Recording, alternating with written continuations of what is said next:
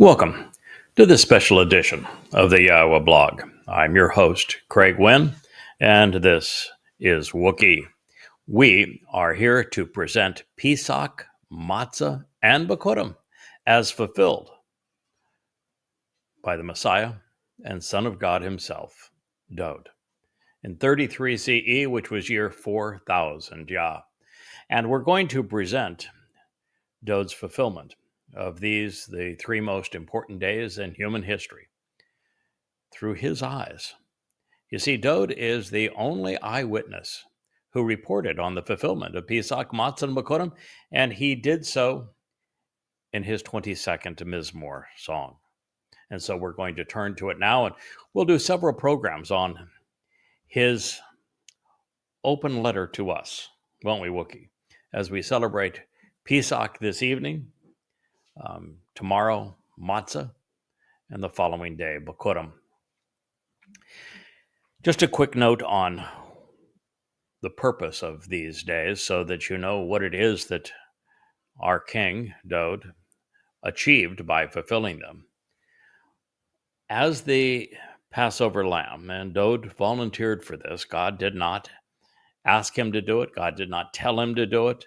It is quite simply something that God accepted when Dowd explained why it was that he wished to do it. It was, as I say, completely Dowd's decision. And Dowd decided to do it quite simply because he read the Torah. And in reading the Torah, he realized that that whole dress rehearsal on Mount Moriah back in,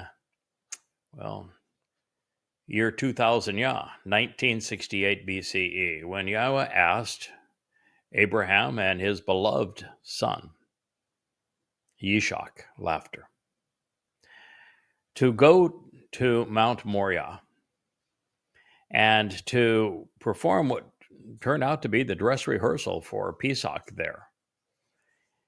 Dowd, in reading that story, recognizing that Abraham's name means merciful father, recognizing that Yahweh called Yishak Abraham's one and only and beloved son, and that Yahweh, rather than allowing Abraham to sacrifice his son, Yishak, that Yahweh said, in that context, I will provide the lamb.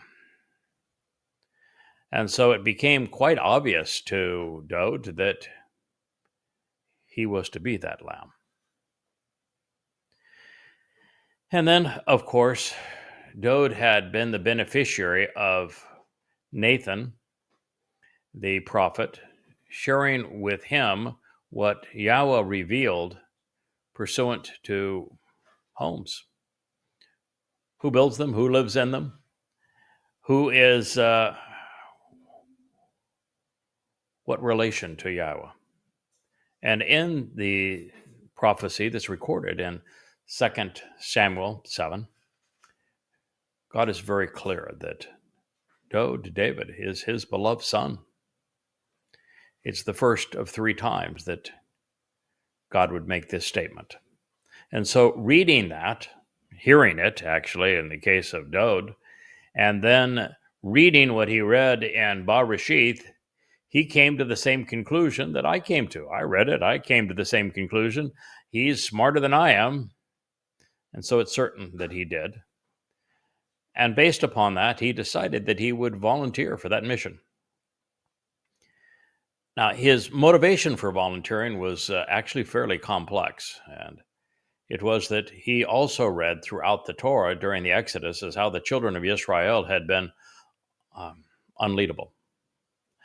Moshe's character was exemplary, and yet he couldn't manage them. The children of Israel were exceedingly rebellious, indeed repulsive. They had no respect for God himself, told God to shut up and go away, and they were constantly criticizing, attacking, demeaning, refuting Moshe.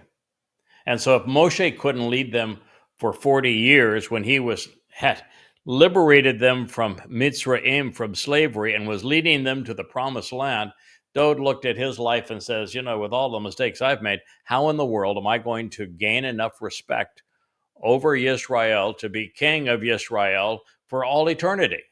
I mean, he knew from his own experience that trying to be king of Israel was nigh on impossible. I mean, think of how much anguish he endured, first from Shaul and then from his own son, Absalom. And so Dowd realized that the only way that he was going to prevail as king forever of Yisrael was that he was going to have to earn their respect, and there was no better way to do it than to give up 2 horrendous days as the Passover lamb and as the one who carried our guilt into Sheol, to receive the benefit, the credibility, the respect that he would gain from all who he would govern forevermore, because 100% of us would have one thing in common. We're there because of what he did. So this is why he learned that it was the right thing for him to do. It's why he volunteered to do it. It's why when he went to Yahweh and said, this is in our mutual best interest, Yahweh concurred. It's one of the reasons that Yahweh chose him. He knew that he was an exceedingly bright man. He recognized that Dowd would figure it out. He knew that Dowd was a man of character and that he would volunteer to do his part. And he did. And by fulfilling Pesach, and this would be in Dowd's second of 3 lives, and he is writing about it here. He's actually writing about the fulfillment of Pesach, Matzah Bikurym in the 22nd Mizmor. That in writing about it here, Dowd is acknowledging what transpired, but not necessarily the purpose of each of these 3 days. So I wanted to make certain that you knew what they were. Let me take my Wookiee and set him down. Even though he was dressed for success in wardrobe, even though it's on the eve of Pesach, the Wook decided that he wanted to be gallivanting around rather than co-hosting this program. But I'll do it together with Dowd. We'll do a fine job. In the second of his 3 lives, Dowd, of course, is being brought back as the King of Kings on Kippurim. He was given a Bashar body. All Yahweh did is place Dowd's Nefesh soul in a Bashar body so that he could do this very thing, serve as the Passover lamb. That does not mean that Dowd was born in any normal sense. There'd be no purpose for Dowd to have lived 30 years because he wasn't writing any of this down. He wasn't conveying anything that had any merit to you. It's likely that he did arrive in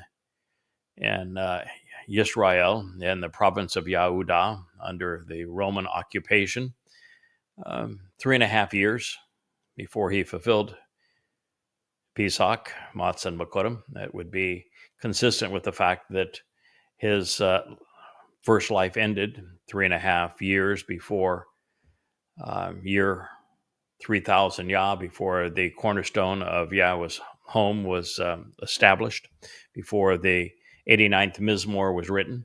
It would be consistent with Yahweh's allowing the 2 final witnesses, calling Yisrael back home to Dowd, to arrive 3.5 years prior to his arrival. The symmetry of all of that seems to work out beautifully.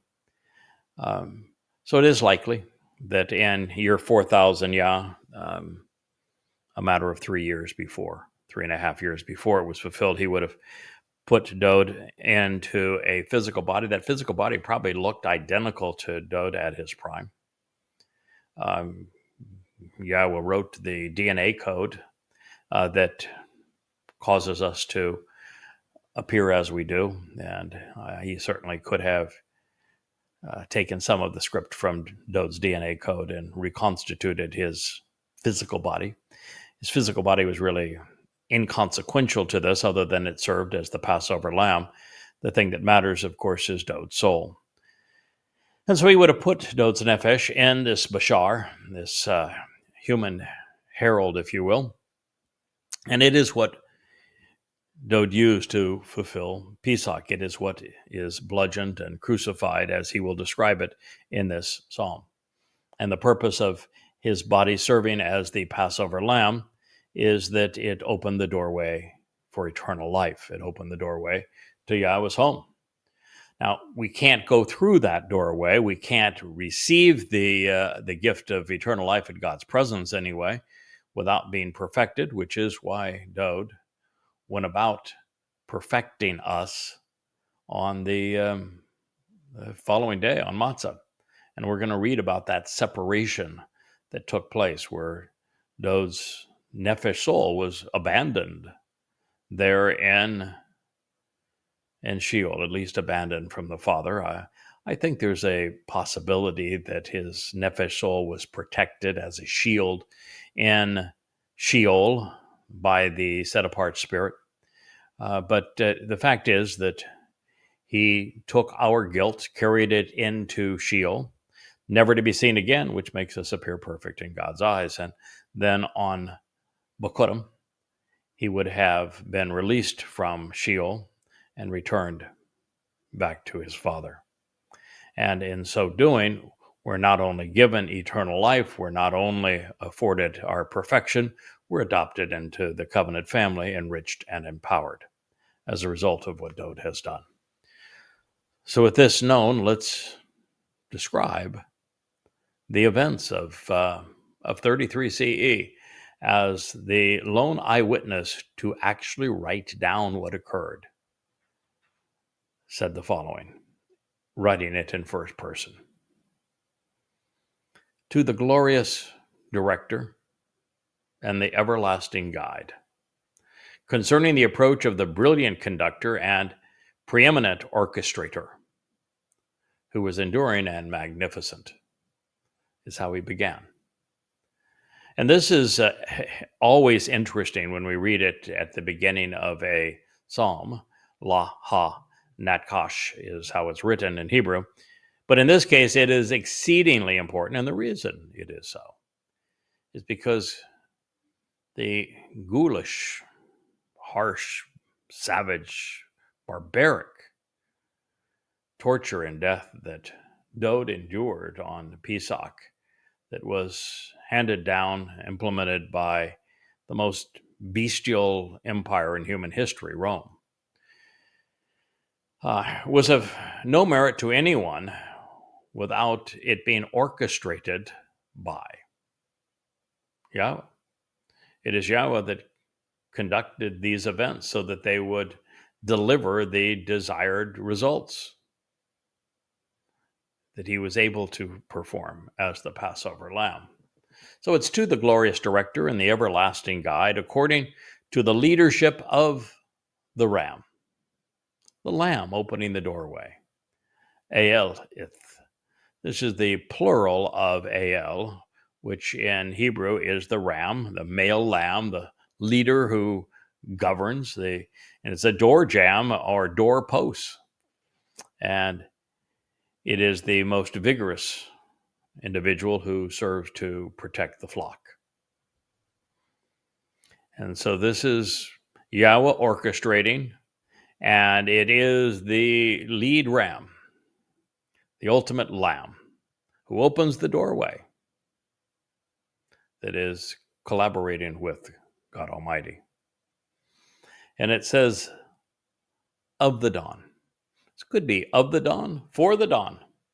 Now, dawn is interesting here because these events did not take place at dawn. They all began at sunset, the opposite of dawn. And so why is the reference to dawn here? It's Shakar. Well, for those who know, Shakar is Hasatan's name. He is Halal ben Shakar. And when we look at what's happening here is that what Dowd accomplished by fulfilling Pesach, Matzah, and Bikurym it opened the door to Yahweh's home for the covenant family, and it shut the door on Hashakar. It was done to negate the damage that the adversary had done, going all the way back to Gan Eden, where he fooled Chawah into believing a corruption of Yahweh's Torah instructions. And so the one that had the door slammed in his face is the one who is the adversary. And in this particular case, the adversary was very much present. And I particularly relate to this because in the fulfillment of the sacrifice of the Adamah Parah that will take place on Towrah in 2033, on the 24th of September of that year, in year 6000 Yah, the Adamah Parah, the man from Edom, is going to be bludgeoned to death by Halal ben Shakar, the corporeal manifestation of Satan. And so there is this tie-in with these events by mentioning Shakar and the opening salvo to say that the beast that was Rome was a corporeal manifestation of the adversary. And it is the adversary that is trying to destroy the means that Israel has to reconcile its relationship with Yahweh. And while it happened to David, it will happen to Yada as the Adamah Parah. And so this was the ram, the leadership of the lamb, opening the doorway while shutting it on Shakar.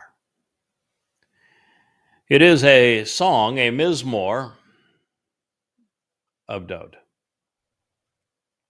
So when we read these words, and the author of this psalm speaks in first person, and he addresses what it is like to fulfill Pesach, Matzah Bikurym, and in the first phase of that, through being beaten by Roman whips and then being crucified.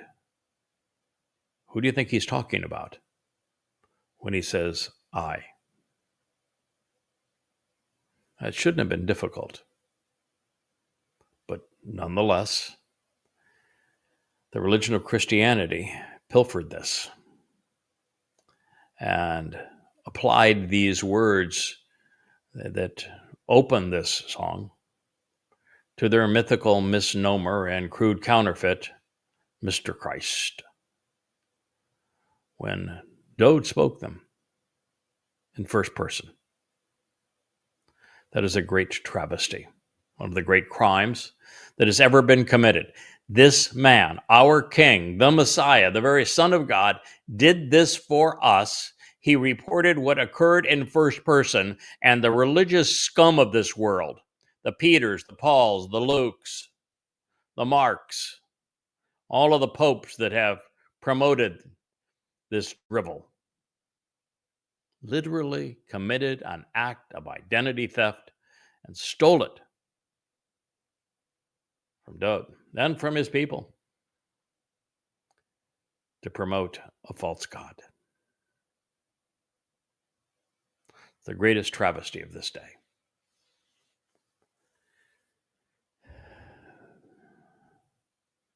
This is a song, a mizmor of Dowd.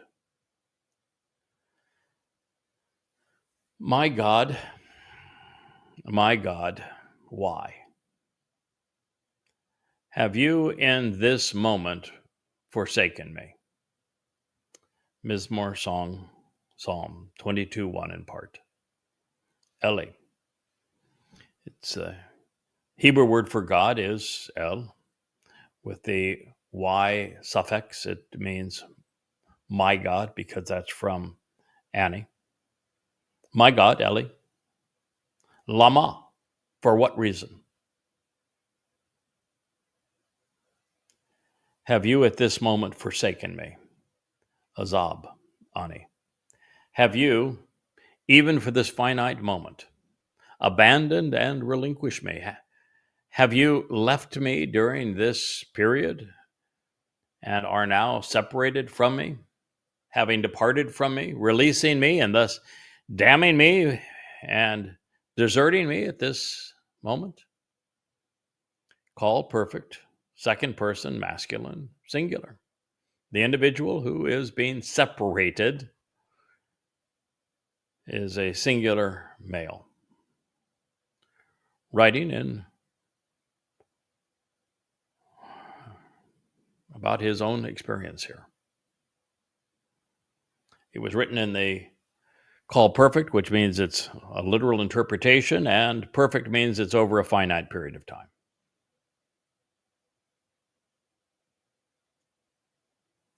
Dowd was among the most prolific prophets and really all of history. And he wrote these words 1,000 years prior to fulfilling them. He had volunteered for this mission. And of course, having volunteered for this mission, he absolutely, unequivocally knew why. So this question, it was being rendered for our benefit. Have you benefited from it? Azab speaks of separation, of abandonment, and of damnation. So when this distancing is from God, we know that Dowd's nephesh was isolated and prepared for its impending journey into Sheol. Therefore, and profoundly important in this case, Azab was scribed in the call stem and perfect conjugation. This separation would be genuine, albeit for a finite period of time. This means that Dowd would transition from fulfilling Pesach on Moriah to enduring Matzah in Sheol before coming home to Shamayim on Bikurym before the dawn's early light. Now, since the torture of the Passover lamb would end and the celebration of Bikurym would be just a day away, the period of separation would be limited in time, but not necessarily in anguish. The distinction is particularly relevant because Dowd's nephesh had been inseparable from YAHOWAH in Shamayim for 1,000 years prior to this occurring, and that 1,000 years could have been made to seem like 1,000,000,000 years. Time doesn't flow the same way in the seventh dimension it does here for us in 3. It could have also been made to seem like he went from one life to the next in the blink of an eye, but I don't think that's the case at all. Keep in mind that Dowd is relating his own experience, and he's talking about something that he would not endure for another, 1,000 years, at least from Earth time. So as he takes us on a tour of his future and what is now our past, he will be drawing us in and out of the timeline as he recalls his perceptions of these monumental events that played out long after he wrote them.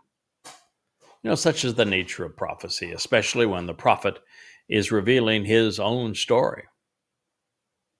We go immediately to the most salient issue, the one that is the most dramatic, traumatic, revealing for us. And so he went right to the abandonment. And he not asking a question, he's not questioning his abandonment, I should say. He's asking a question to us about, do we know why he was abandoned?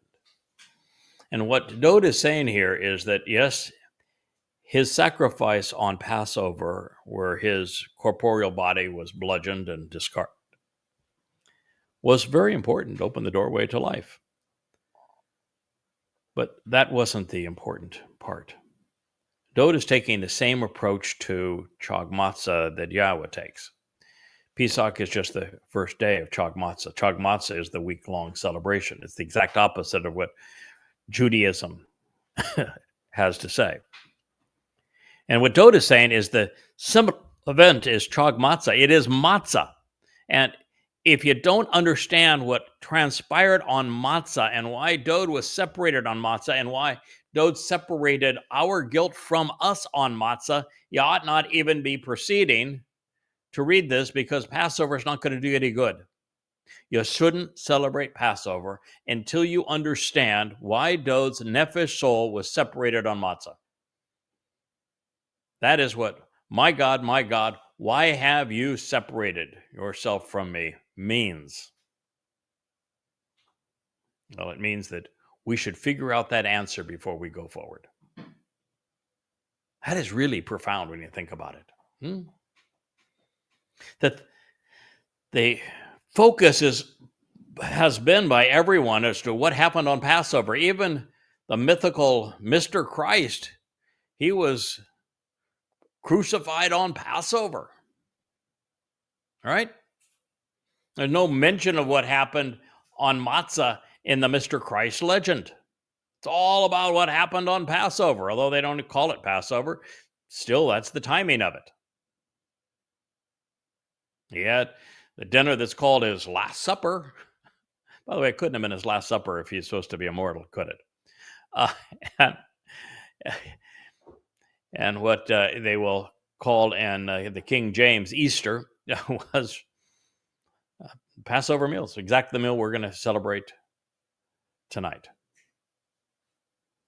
And what he's saying is that, the Passover thing wasn't much fun. When you have the beast of Rome whip your skin off your body and then execute you in the cruelest form of public death ever invented, it's not a good deal. But that's not the important part. This whole dead God on a stick in Christianity is revolting. God's saying, no, that's not what you should be looking at. It's not about the dead God on a stick. It's not even about the Messiah nailed to a stick. It's about what happens on matzah. If you don't understand and capitalize on what happened when Dowd's nefesh was separated from Yahowah so that he could separate our guilt from us and deposit it in the place of separation to fulfill matzah, then Passover and the dead God on a stick is a huge liability to you. Huge. Because if you fulfilled the Passover correctly and you didn't understand the purpose of matzah, as is the case in Judaism, as is the case in Christianity, then what you've done is you've damned your soul to an eternity in hell, because eternal life without perfection, it requires separation in Sheol. You'll go to where Dowd went, but you'll never get out. So that's why Dowd begins this so profoundly. Before we even talk about the fulfillment of Passover, you need to know, you need to question why God separated Dowd. Why he allowed his soul to go to the place of separation. What was being separated by that? And it turns out to be our guilt. So, for those listening here, as we approach Passover at sunset this evening, I've just shared something with you that has never been spoken before. This may be among the most profound insights that you can ever fathom. And if you're part of the live stream right here, you heard it for the first time as it was being spoken. Now the question is, can you process it? Can you benefit from this profoundly important asset and insight that you've just been given. My God, why have you at this moment separated me?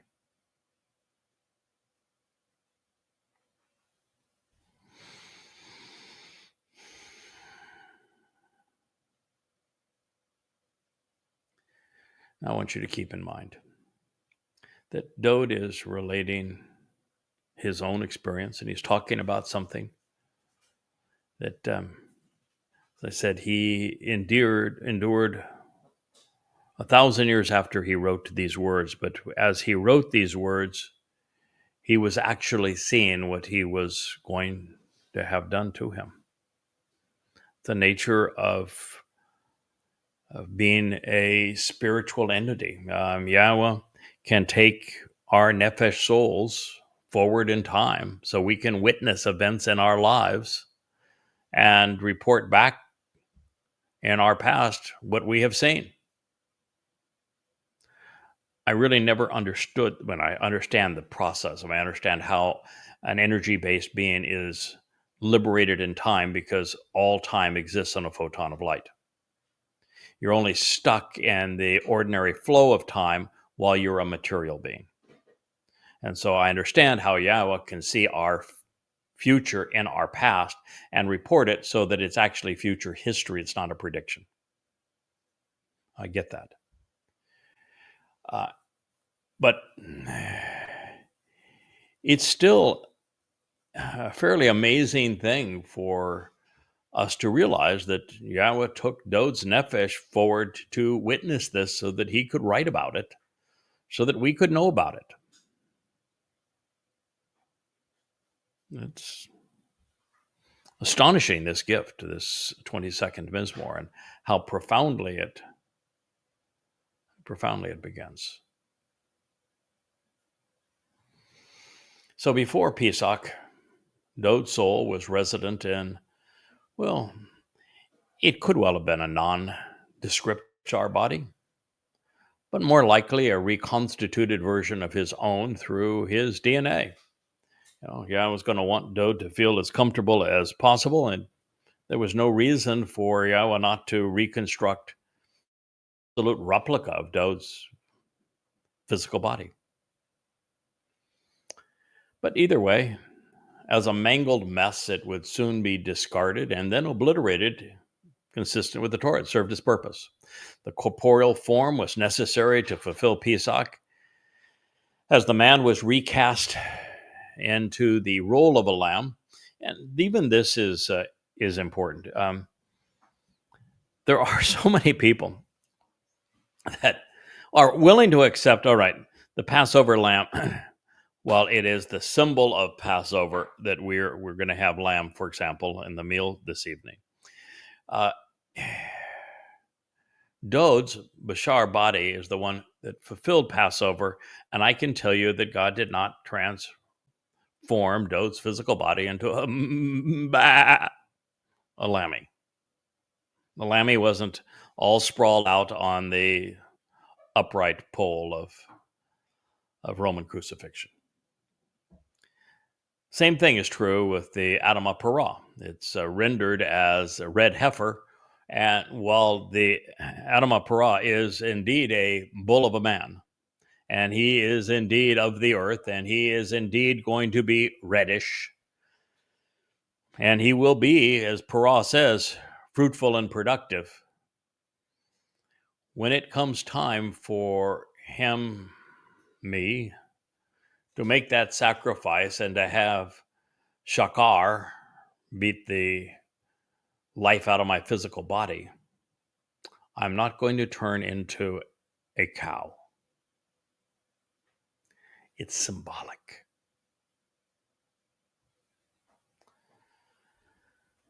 So we have to have an appreciation for the fact that Dowd's physical body, symbolically cast as the Passover lamb, was in fact counterproductive after it had served its purpose. A physical body cannot enter Sheol.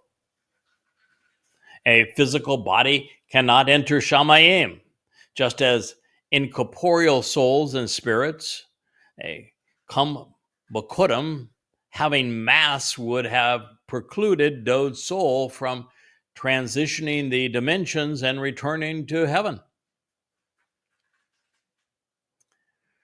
Prior to this life, Dowd had enjoyed the comfort and encouragement, perfecting nature, enlightenment, and support of his father in Shamayim. Then he, accompanied by the Ruach, the Spirit of Yahweh, during his brief stay on earth, as that he would have come with the Spirit.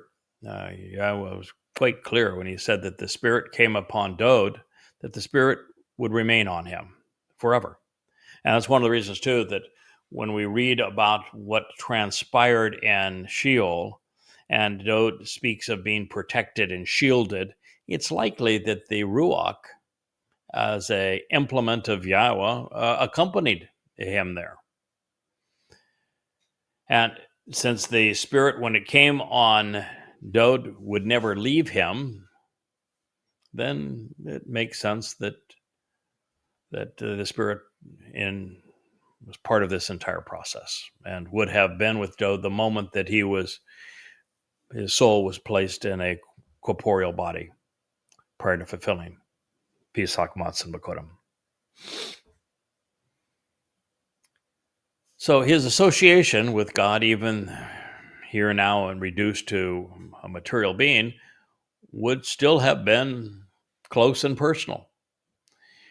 The Spirit would have been a companion during this brief life for 3.5 years, just as the Spirit had been during the previous life of 70 years, 1,000 years earlier. Therefore, with her, the Spirit now serving as a transport mechanism and as a shield, even if only briefly in this fulfillment, there would have been a massive void in the connection with Yahweh himself during Pesach. Now, if we're putting the pieces together correctly, and I think we are, regarding the Ruach serving as the shield of Dowd to protect him from the enormous pressures and intense heat of the black hole that is Sheol, so that his soul could take our guilt and deposit it there, never to be seen again. For Dowd to say, "Why have you forsaken me, my God?" then you can be assured that those of the mommy cult, the spirit mommy cult that want to have spirit mom play an important role in their lives, want her to have a separate personality and be a second person of their, I don't know if it's a trinity or a duality, and to have adoration of the Spirit. Well, it's nonsense, because Dowd just said, after Yahweh said the Spirit will never leave him, this means of Yahweh communicating and protecting Dowd, that the Spirit would never leave him when it came upon him when he was just 8 years old, 1,000 years earlier, would never leave him. And now he is speaking of his fulfillment of Matzah in Sheol, and he says, "My God, why have you left me?" So the Ruach can't be a whole lot of God, can it? So this whole, let's make the Ruach into spiritual mom under this situation is complete and utter nonsense. The Spirit of Yahweh is not tremendously different than any other mechanism that Yahweh uses to communicate with us, to serve his interests among us, protect us, care for us, enlighten us. In the case of the Towrah, we're told that the Spirit of Yahweh would have 6 additional manifestations, and those manifestations are all things that are of the head and the heart. And they're mostly cerebral. The very spirit of chokmah, of intellectual processing and of a disciplined analysis of information so that it can be presented wisely. The spirit of bien, of making the connections to understand. A spirit of being able to picture the entire story, being the first to be able to put the entire picture together from creation and the experience in Eden all the way back to our return to the Garden of Eden following Sukkah in year 6,000 Yah, and to a recreation of a universe where we get to participate with Yahowah, putting the entire story together and then demarking all of the important steps along the way, including what happened in year 2000 Yah with Abraham and Yishak performing the dress rehearsal for Pesach, what happened in 4000 Yah with Dowd fulfilling Pesach to enable the benefits of the covenant, along with Matzah and Bikurym, to his return in 6,000 Yah, following the Towrah sacrifice of the Adamah Parah that prepares Yisrael for their betrothal to the king. The spirit of the thing that made Dowd so special, of Gabor. Boldness, courage, the compassion to do what's right, to lay down your life so that others might live, to tell people the truth even though it's not popular. The spirit of Gabor. And then he goes on to emphasize the spirit of knowledge. Unless you can write these books, these 25 books or 35 books that are behind me, and write them based upon your own unique translations in an amplified fashion where you've examined every single word, word after word, and then you've pieced them all together properly to convey Yahweh's testimony in a way that resonates with his people today and calls them back home. And until you look at everything that God has said and you use that to form the connections that are necessary to understand. And then you embody that, and then it pours out of you as it does this Yahowah blog. Then you're not prepared to do what needs to be done. And so it is a wealth of diat, of knowledge, that is required before you can process it using chokmah, using bien to form the insights and the conclusions, to do as I'm doing with you now. And of course, then the seventh of these 7 spiritual benefits was the respect and reverence of Yahowah, which is essential to the entire process. And so here, the 7 spirits of Yahowah that are given to the Choder are educational. They're enlightening. They're uplifting and supportive and protecting and emboldening. Doesn't make the Choder God because he has the Spirit in him. It means he can speak for God. And in the case of Dowd, so he could perform on behalf of God. So in this case, it is virtually certain that the set-apart spirit of Yahowah accompanied Dowd. Nefesh, not only from Mount Moriah after his physical body had died and been set apart, ready to be incinerated that night. She would not have only escorted Dowd into Sheol, but she would have been there as the shield and would have been the conveyance mechanism after protecting Dowd's nefesh and after dropping off our guilt to return the nefesh to God. Now, regarding the body he was using, parting with it would have been, of course, good riddance.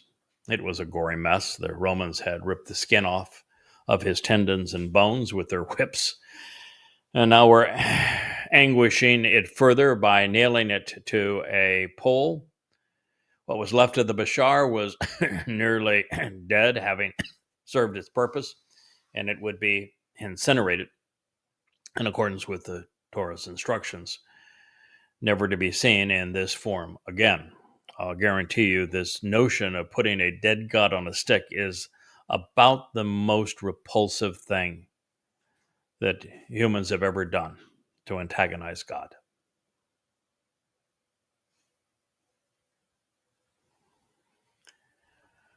Remote, far, rakok, distant in time, separated in space, alienated and no longer in a state of close association from rakok, meaning to be removed, to be sent off and go far away. From my liberation and deliverance are the words of my anguished groaning. Mizmor song, Psalm 22:1. This is the completion of it.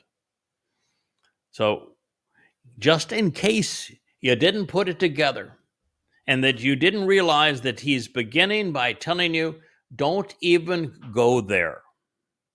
Don't even begin to think about Passover and eternal life until you have processed and come to understand all that you need to know about what transpired on Matzah and what Matzah represents about the perfection of your soul, how it honors the second condition of the covenant.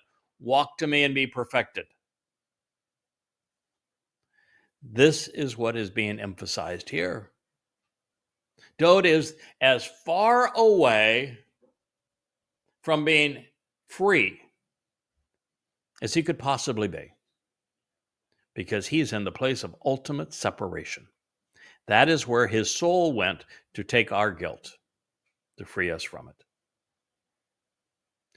Far, remote, and distant space and time, completely alienated for that moment, is Dowd from his liberation. We don't know, quite frankly, how long Dowd's nefesh was in Sheol from his point of reference or from Yahweh's. We know it from ours. It would have transpired moments before the sun set on Pesach, the end of Pesach, starting Matzah, to the time the following sunset as Matzah transitioned into Bikurym, 24 hours. But it's only 24 hours from our perspective. They were on Earth with our time clock. There, he's going to be in the presence of great mass and energy, which means that time would be slowed appreciably. But if it's slowed for him, still, it can't last more than 24 hours of Earth time. But did he experience that 24 hours as if it were seconds, days, weeks, years? How long did it seem to him?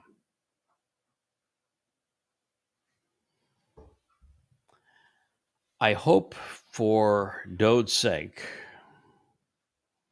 that the answer is that 24 hours on Earth, when slowed in the immense pressure of a black hole, would have seemed like a second. And if you remember on the movie Interstellar, they tried to present this, where they went to Gargantia, or whatever they called the planet of Goliath, I guess. Anyway, on that planet, they knew that if they went there, and if they spent even moments there while they were there, decades would transpire on earth, which means that while it seemed to them to be about a day's time or part of a day, it was years on earth. So if you were to bring that back down and say, all right, we're only going to have 1 day of earth time, and the time there is much, much less, then you could reason that Yahweh orchestrated it this way, such that the amount of time that Dowd would actually have been in that horrible place could have been a matter of seconds. That would have been the appropriate thing to do. And Yahweh has a tendency to be exceedingly appropriate. And these are the words of Dowd's anguished groaning, of my roaring, and it's shagah, of my roaring moan as a lion, as my guttural cries in torment. This is the Lion of Judah that is in Sheol for us, to carry our guilt there and to deposit it. Now, the realization that Dowd's soul had a long way to go to accomplish the mission is particularly relevant because Pesach is just the beginning, the first of 3 successive Mikra, and the most visible. Pesach isn't, however, the most important step in his or our journey to our perfection and into God's presence. That occurs, of course, on Matzah, when our souls are perfected by the removal of guilt, because Dowd would carry it into Sheol. So as we established the title of this program, we called it Dowd's Fulfillment of Pesach, Matzah Bikurym. And in so doing, I want you to realize that this is Chag Matzah, and it is Dowd telling us that the Matzah part of Chag Matzah is far more important than what happened on Passover. There is a common mistake made by Jews, and I've shared this with you, that they believe that Passover is the main event, that it is a 7-day holiday, and that matzah is just something to eat during it. This errant perception is advanced in Ezekiel, where Passover is the only mikra Satan wants to pervert and then maintain. He loves death. It is within his autobiographical account that matzah, rather than being a moed, becomes nothing more than an ingredient. And rabbis love Ezekiel. That's why I devoted the 2 volumes of Babel to exposing and condemning the book. God calls this time Chag Matzah. Accordingly, Passover is the doorway to unyeasted bread, leading to firstborn children. And therefore, from Dowd's position during Pesach, the main event was, of course, still before him, and that's why he turned to it right at the beginning. When speaking to puzzled Jews about this realization, I asked them, so what happened among the children of Israel during the first observance of Passover, of Pesach? And they, of course, will claim, well, liberation. But the answer is nothing. Correct, nothing. They ate a lovely dinner and they went to bed. They were freed from Mitzrayim on Matzah as they passed into the Sinai. And therefore, while their lives were spared on Pesach when others around them lost theirs, they walked away from religious and political corruption during unyeasted bread. And once free, they became the children of Israel as they were symbolically reborn when emerging from the sea on the way to the promised land as God's family. Profoundly important, isn't it? What a wonderful visualization of the purpose. The lives of their firstborn, all of their lives actually, were spared on Pesach because it is the doorway to life.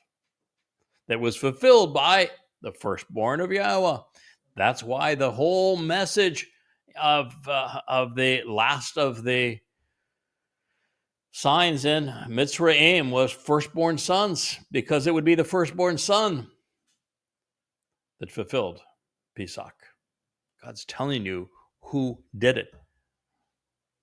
Who does God call his Bikurym? Dowd. He's the only one that God calls his Bikurym, his firstborn. And yet it is the firstborn that were spared on the first celebration of Pesach. But it wasn't until the following day on Matzah that the children of Israel were released from this horrible oppression of human religion, caste system, politics, militarism, the control of others. So once free, they then had the opportunity to be the living embodiment of firstborn children, because when a child is born, what do you witness? The breaking of the water. They came through the breaking of the water and entered the promised, well, they didn't enter the promised land at that point, but they certainly entered the place of Mount Choreb, where the promises regarding the land would be given with them, where they were given the most invaluable inheritance, one that's actually more valuable than the land itself. That would be the Torah. However, while Yahweh would take Israel out of Egypt, he was not about to remove the Egyptian influence from them without their permission. He dragged them kicking and screaming out of apartheid and genocidal Egypt, for sure. But he was not about to remove the religion from his people. They would have to make that choice for themselves. And they unfortunately didn't. And so to resolve this problem, the fact that Jews have continued to be overtly religious, probably more religious per capita than any other people in history, making a bigger deal of their religion than anybody else, offending God in the process, denying God in the process. Dowd carried Yisrael's past, its legacy, its future, of rebelling against Yahweh with him into Sheol, where the covenant family's collective guilt would remain forever unseen. Now, also, it's worth noting that, as I've said, the time certainly would have flowed differently for Dowd's soul in Sheol during Matzah. If hell is equivalent to the black hole, then 24 hours on earth may have passed from his perspective in a matter of seconds due to the relative mass. But since Sheol was designated to incarcerate souls forever, it may have seemed like a longer period of time.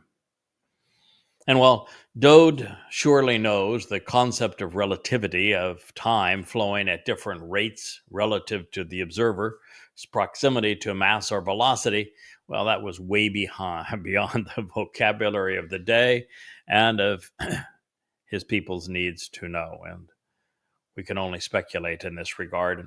And this is kind of an interesting thought, because when Dowd was given this prophecy and he's writing about what he's going to endure, he has to know that Yahweh is able to maneuver in time and even enable his nefesh to maneuver in time.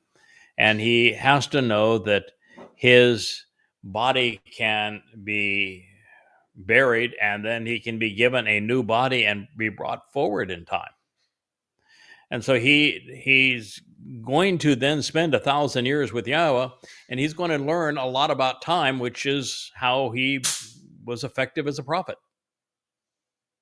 So it's likely Dowd understood general and special relativity, even though there would have been no vocabulary to convey it at the time. My God, I am appointed to call out and to continually proclaim the summons to make the invitations known. Oh my goodness. Elohim, Ani, Kara. Wow. Well, isn't that the summation of it? Dowd fulfilled the Mikra of Pesach, and then Matzah and Bikurym.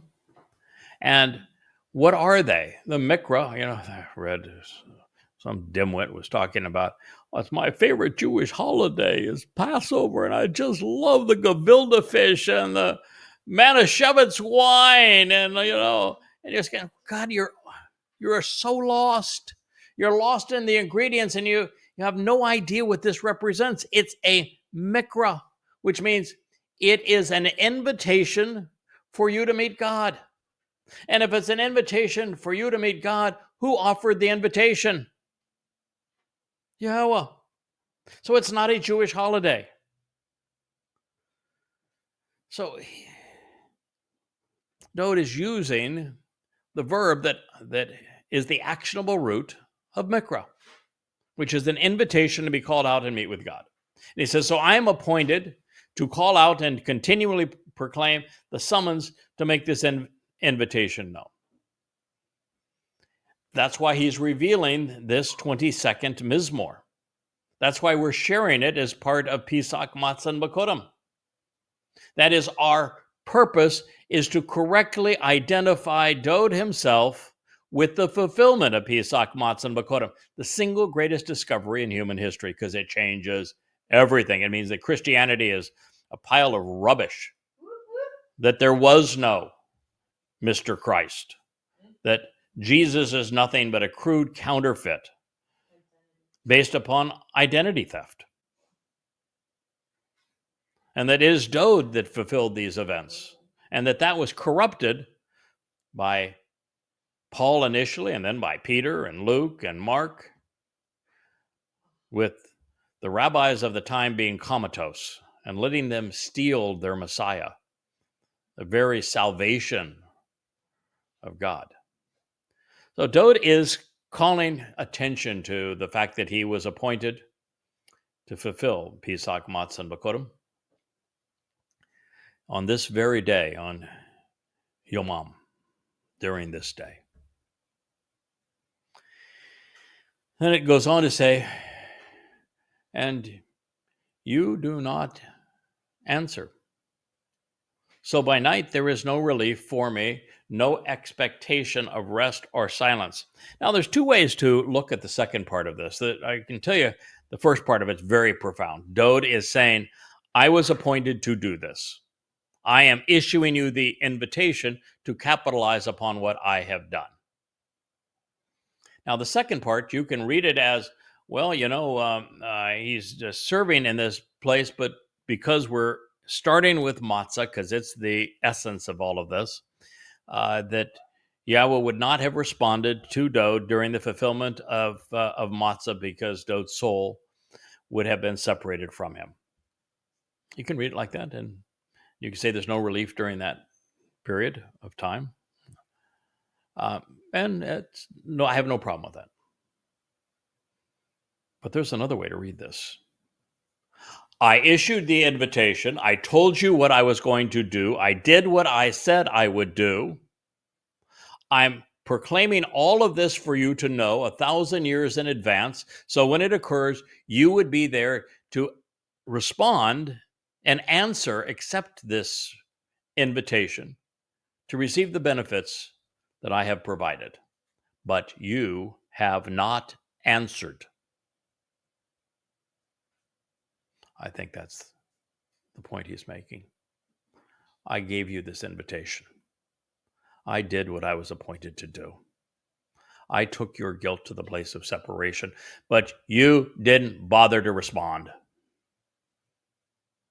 So during this long period of darkness, there is no relief. Just silence. The greatest agony that any human has ever experienced is the realization that Dowd fulfilled Pesach, Matzah, and Bikurym so that we could be immortal, perfected, adopted by God, be part of his eternal family, enriched and empowered as a result of what Father and Son have achieved. And yet his people did not answer. They did not respond. They did not reply to the invitation. I don't think there's anything worse that's ever happened to anyone ever than what Yehudim have done to the most Yehud of all men, Dowd. And not only did they allow Goyim to steal their Messiah and Son of God and Savior, but they foisted one of their own with Bar Kokhba. And so there is no relief from him. There's no expectation of rest as a result of what he's done. Song Mizmor 22:2. I'm here to tell you that second interpretation of these words, I have no problem if you want to cling to the first. But the second is so much more likely. And it is stinging. It ought to pierce the very heart, haunt the very mind of every Jew in the world, because your ancestors did this. And in all of that time, not one of you bothered to correct them when the evidence was right here all the time.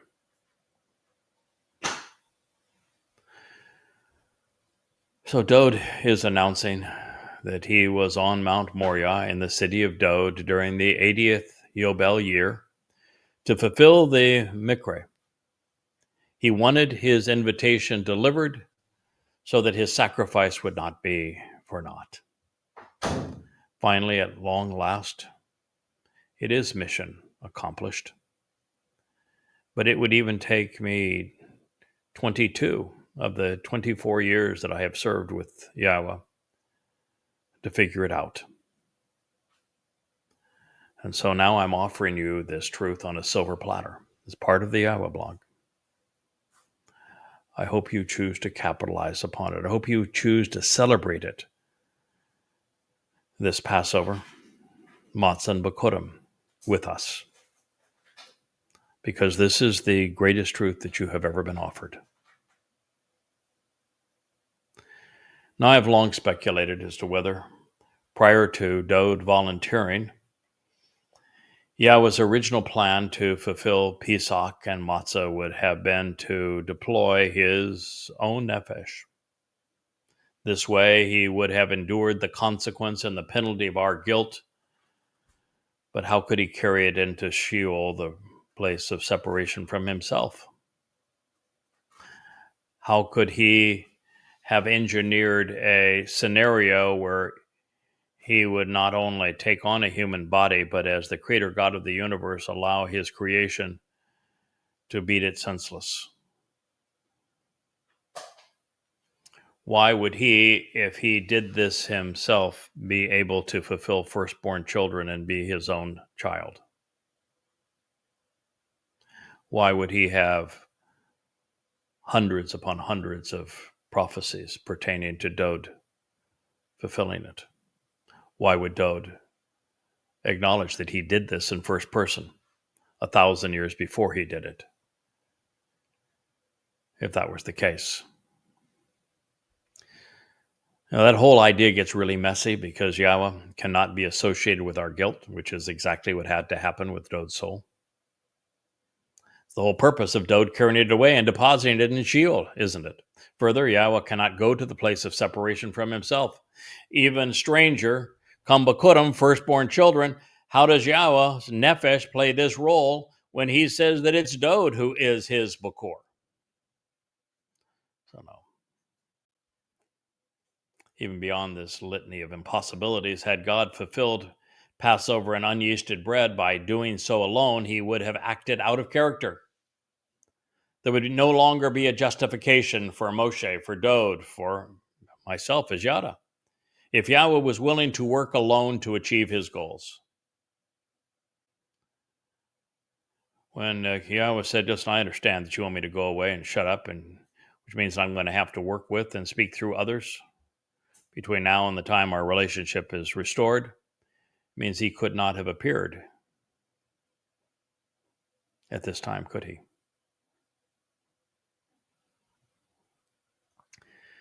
Therefore, Yahweh facilitated Dowd's desire by not responding to withdraw him.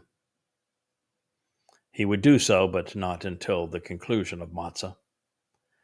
The full day and night of separation would not only isolate Dowd's soul, but during this time there would be no communication between father and son, and after this event was fulfilled, there was no reply from those for whom the gift was given.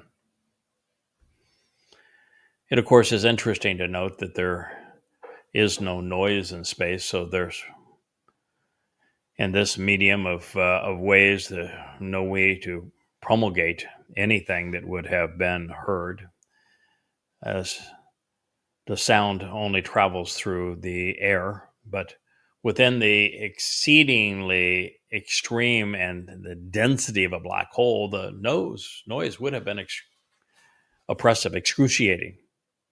As the fabric of the material world is pulverized, of course, it would have been anguishing in that regard. But no, it's really the anguishing silence of his people who failed to respond from the invitation that he was offering. When allowing his soul to enter Sheol, Dowd had to implicitly trust Yahweh, and to an extent that few of us can imagine. No soul has ever been equipped to escape. His would be the first, and it would be the last. Of course, the good news for us is that when Dowd carried his people's guilt with him into Sheol, leaving it there, our souls were unleavened. The pervasive fungus of religion and politics was forever expunged. And in this way, the covenant's children are perfected, preparing us for adoption during Bikurym. This is what Matzah accomplishes. And it explains why it is so essential for those who want to live with God. And clearly, Dowd even took his own guilt deposited in Sheol, so when he came out, he was perfect. Now, the Hebrew word translated night, Leil, actually defines Sheol as the adversary of being away, or the adversity of being away from light.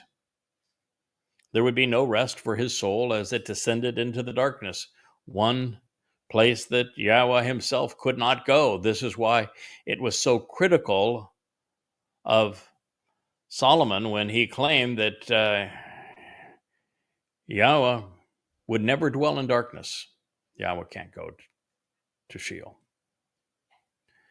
Incarcerated in hell, Dowd's soul would suffer after the body that he had occupied was sacrificed during Pesach to open the door to life. Therefore, suffering was auxiliary to the purpose of unyeasted bread, which is to remove the fungus of religion and politics. Our guilt was carried into Sheol and deposited there, never to be seen again.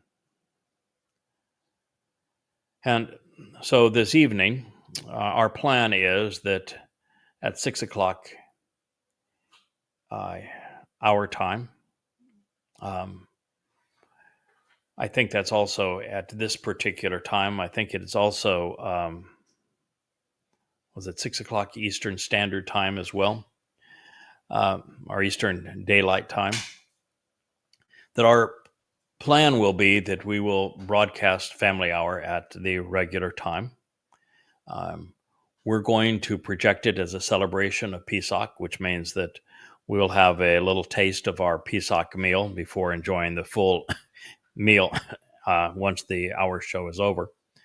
But we're going to continue this presentation. We're going to continue to talk about what Dowd did on Pesach, Matzah Bikurym, not just today, but also tomorrow, not just tonight, but in the morning, so that there's a better appreciation for who he is, what he's offering, how he accomplished this marvelous gift on our behalf.